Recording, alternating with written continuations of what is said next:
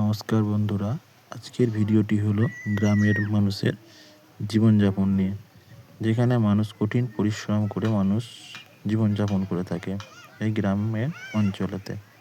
দেখতে থাকুন ভিডিও। গ্রামের পরিবেশ মানেই এক আলাদা শান্তি ও স্বাভাবিকের ছোঁয়া। এগুলো হলো আমাদের গ্রামের ছাগল, যাদের ভাতের ফ্যান খাদ্য হিসেবে দিয়ে থাকে এবং তারা খেয়ে থাকে। তো বন্ধুরা, ছাগলের একটি গুণ আছে, এদেরকে খাবার দিলে এরা একসাথে এক জায়গায় মিলেমিশে খেতে জানে। তো বন্ধুরা, এই শালিক পাখি আপনারা গ্রাম অঞ্চলে সহজেই কাছে দেখতে পাবেন।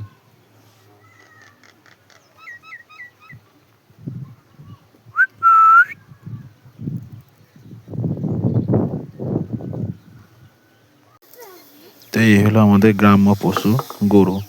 এগুলি আমাদের গ্রামে সহজেই পালন পোষণ করে থাকি খুব সহজ সরল ভাবে।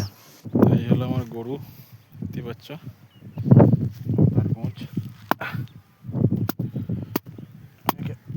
হবে।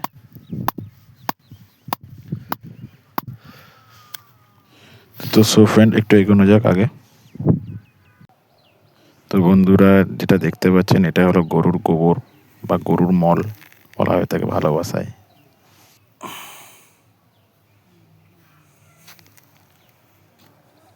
মানে ফ্রি অফ কস্ট গায়ের মল থেকে তৈরি হয়, যাকে বলা হয় এই যে ঘুঁটে।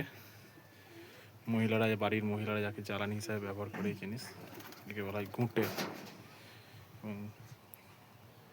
গায়ের মল থেকে তৈরি হয়, যাকে গোবর বলে, অনেকেই চেনেন। তো বন্ধুরা, গ্রামে এখনও সেই পুরনো প্রথা রয়ে গিয়েছে।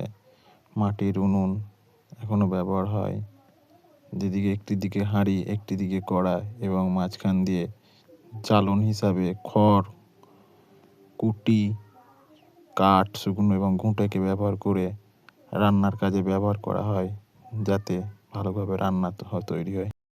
আমাদের গ্রামের জনপ্রিয় চাষের মধ্যে হলো সর্ষে চাষ। এই চাষ থেকে আপনি খুবই লাভজনক হতে পারেন এবং সর্ষের তেল এবং খোল দুটোই পাওয়া যায়।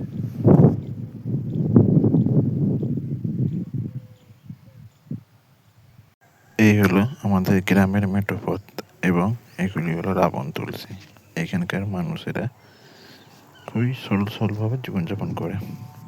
বন্ধুরা, এই হলো গ্রামের জমি। আগামী দিনে ধান চাষের জন্য জল দেওয়া হয়েছে এবং এটা তৈরি হচ্ছে। তো বন্ধুরা, এখানে ভিডিওটি শেষ করছি। তো ভালো লাগলে লাইক, কমেন্ট, শেয়ার অবশ্যই করবেন এবং পাশে থাকবেন। ধন্যবাদ।